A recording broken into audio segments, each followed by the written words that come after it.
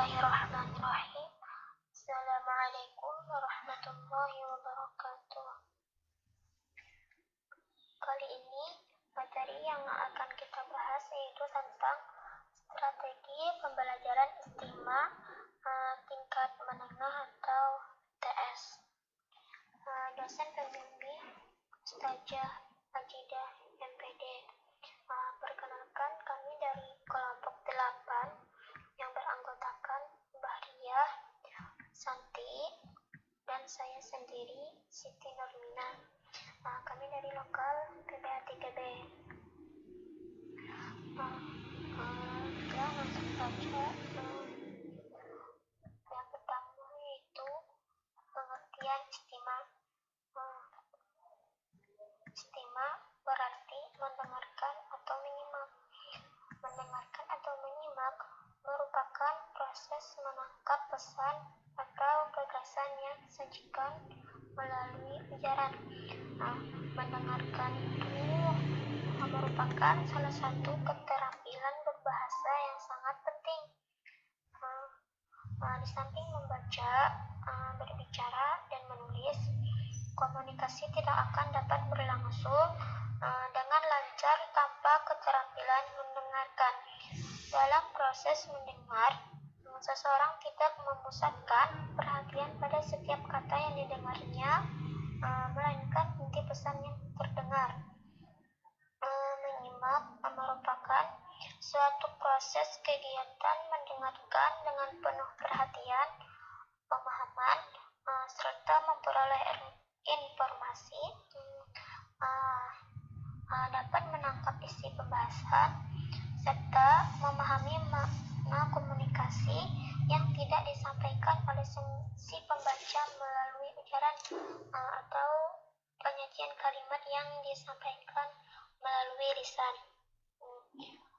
Selanjutnya, yang kedua yaitu tujuan istimewa.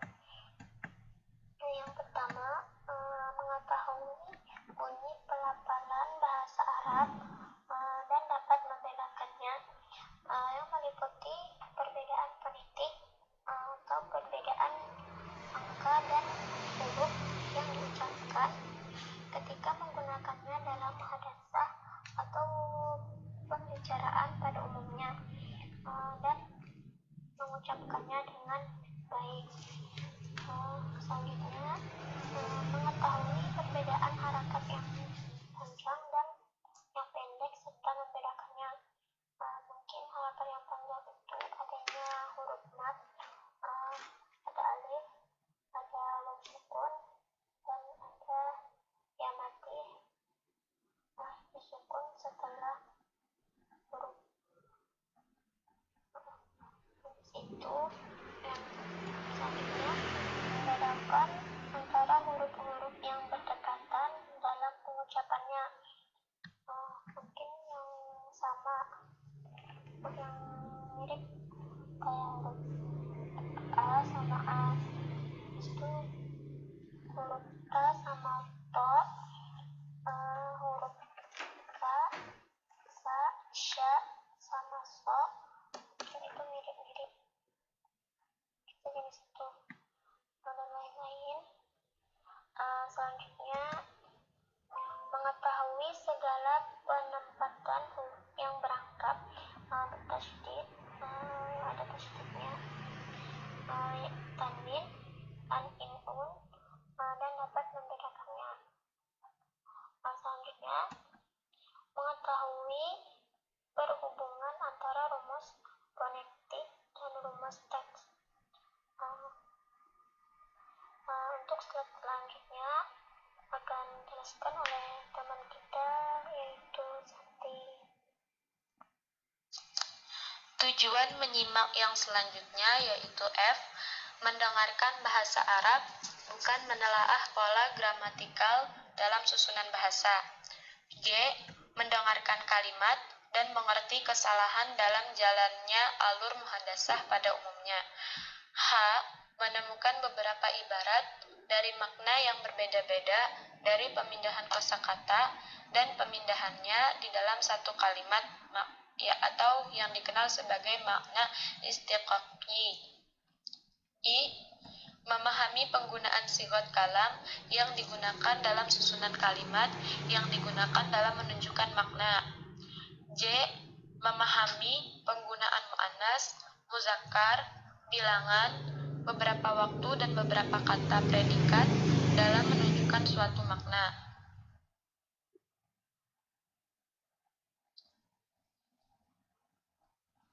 K. Memahami beberapa makna dari segi perbedaannya di dalam bahasa Arab. L. Menemukan asal kosakata huruf ditunjukkan dalam bahasa Arab dari bahasa lainnya pada bahasa yang digunakan oleh seorang pelajar di dalam bahasa negaranya. M. Mengetahui segala hal yang dikatakan orang yang berbicara dari baik dan benarnya suatu perkataan. N. Menemukan macam perkataan pekerjaan dalam wacana secara tepat dan dapat menjawab dengan benar. O. Mengambil segala manfaat dari setiap aspek pada pengaplikasian sehari-hari dalam bahasa Arab dan memungkinkan dapat menerjemahkan dari beberapa tujuan terhadap psikologi seseorang. Yang selanjutnya kita akan membahas tentang strategi pembelajaran istimewa. Yang pertama, ta'lim muta'awin. Ta'lim muta'awin ini juga bisa dikatakan sebagai strategi pembelajaran menggunakan kelompok mandiri yang dibuat oleh siswa sendiri. Yang kedua, takhlis maghza. Takhlis maghza ini metodenya bisa seperti siswa mendengarkan apa yang dijelaskan oleh guru, lalu siswa membuat rangkuman berdasarkan pertanyaan apa, bagaimana, mengapa, kapan, dan di mana. Yang ketiga, istima' mutabadil. Istima' mutabadil ini adalah metode belajar kelompok yang mana satu kelompok saling berbagi antara materi yang dibahas oleh kelompok tersebut dengan kelompok yang lain, itu secara ringkasnya. Yang kemudian strategi yang selanjutnya adalah al-ghani, yaitu strategi pembelajaran istima' menggunakan lagu. Maklumat al-akhbar. Pada metode ini, konsentrasi siswa akan terfokus untuk tetap utuh meskipun dalam rentang waktu yang cukup lama. Siswa dapat menyimak dengan saksama sebuah informasi sambil mendalami keruntutan bahasanya dan tingkat komunikasinya. F. Istima' al-mushkilat. Metode ini digunakan untuk meningkatkan rasa empati siswa pada sesamanya. Siswa dapat memahami keluh kesah siswa yang lain dan menawarkan solusi edukatif dalam penyelesaiannya. Metode yang terakhir ini adalah metode saling memberi solusi antara siswa yang satu dengan yang lainnya. Jadi mungkin itu saja yang bisa saya sampaikan. Selanjutnya, kesimpulan, pengertian istima' adalah mendengarkan atau menyimak, merupakan proses menangkap pesan atau gagasan yang disajikan melalui ujaran. Tujuan mempelajari istima' mengetahui perbedaan harakat yang panjang dan yang pendek, serta membedakan antara huruf-huruf yang berdekatan dalam pengucapannya, mengetahui segala penempatan huruf yang berangkat, tasydid, tanwin, dan dapat membedakannya. Strategi pembelajaran istima'. 1. Ta'lim muta'awin. 2. Takhlis maghza. 3. Istima' mutabadil. 4. Al-Alhani. 5. Al-Maklumat au Al-Akhbar. 6. Istima' al-Mushkilat.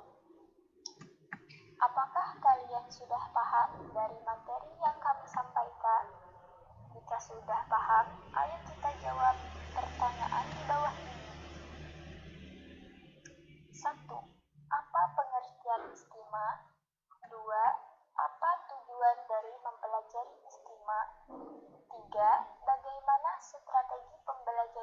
istimewa untuk jenjang pendidikan MTS atau menengah? 4. Menurut Anda, apakah strategi yang telah kami jelaskan tadi efisien? Jika tidak, berikan saran Anda. 5. Jika Anda menjadi guru nanti dan kebetulan Anda mengajar mata pelajaran istimewa untuk MTS atau menengah, ternyata ada salah satu guru Anda yang tidak paham dengan materi yang diajarkan. Apa yang Anda lakukan? Demikian presentasi dari kami. Syukron kasiran.